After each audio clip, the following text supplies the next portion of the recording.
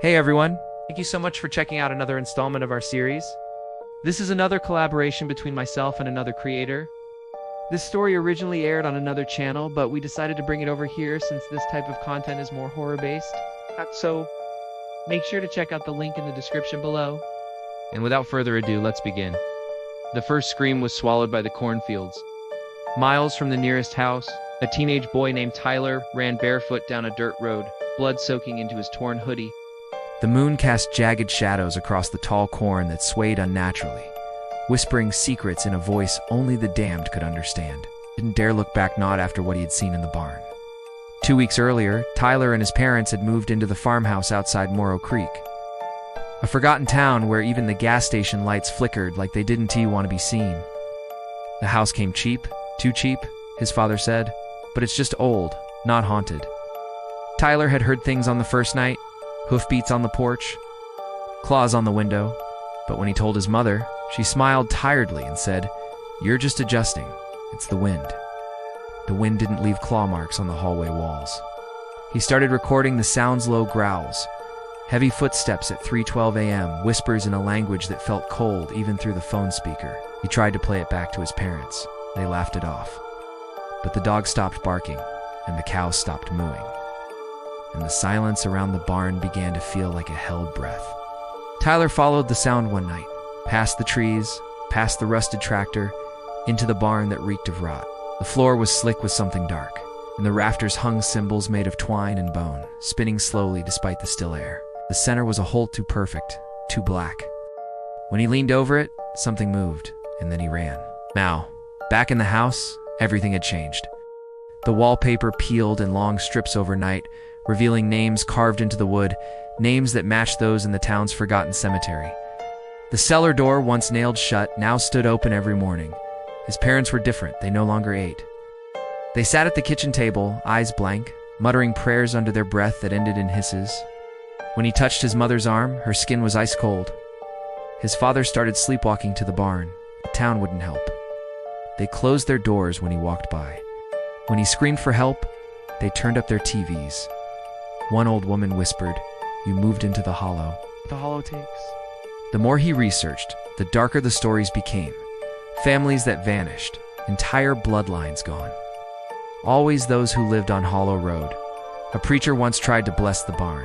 He was found headless, stuffed with crow feathers. Tyler's only hope was the diary of Mary Caldwell, girl who lived in the farmhouse in 1892. She wrote of a voice in the well that promised to bring her brother back if she just opened the gate. She did. The brother returned, but so did other things. Mary burned the barn down, or thought she had. Tyler followed her instructions. Blood, salt, fire. But the barn wouldn't burn. The air grew thick with flies. Something screamed from below, something that knew his name. Couldn't sleep. When he tried, he dreamt of the field, a place between the rows of corn, where time folded and dead children whispered to him, their faces stitched shut. One of them pointed to the house. That's where the true gate was, not the barn, the basement. It was never the barn. It was the house that was the heart. The house fed the barn, not the other way around. The cellar was the womb of whatever lived beneath Morrow Creek. A seed planted long ago, watered with fear, and now blooming. The night it opened, the air turned black. His parents stood at the top of the stairs, smiling too wide, hands outstretched. "We brought you home," they said in unison. "It wants its child."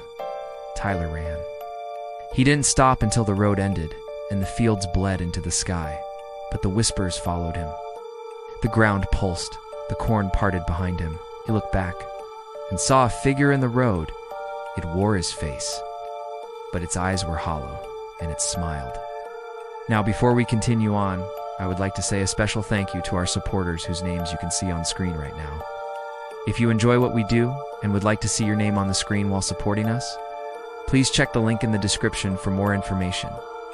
Also, if you haven't already, please consider subscribing. We are getting very close to a huge milestone, and none of it would have been possible without all of you, so thank you. From the darkest depths of the earth to the furthest reaches of space, there are some places that humans are never meant to go. Some doorways we should never walk through, and some things we shouldn't ever lay our eyes upon. There's a certain morbid curiosity that compels us to learn about these terrifying locations and events. But we're pretty glad we don't live anywhere near them. That is why we've created a podcast called Never Go There, where each week we explore the most mysterious, terrifying, and haunted places in the world. Every Wednesday, we take you on an audio journey guided by myself and my co-host, where we uncover the spine-chilling histories of forgotten towns, insane asylums, cursed islands, haunted highways, deadly forests, and more. The storytelling is intimate and immersive, taking you deep into the chilling lore surrounding each location. And while our main series focuses on history and the paranormal, we also have several spin-off series that branch out into other terrifying topics like cryptozoology, serial killers, and unsolved mysteries. One of our most popular series is called Unsolved on the Network, where once a month we cover the most gruesome and perplexing crimes that have never been solved. Our storytelling delves into the psychological aspects of these cases, leaving you questioning the motives of both the victims and the perpetrators. So if you find yourself drawn to the darker aspects of human behavior and unsolved mysteries, then Unsolved on the Network is a must-listen for you. You can now find our podcasts anywhere you listen to your favorite shows.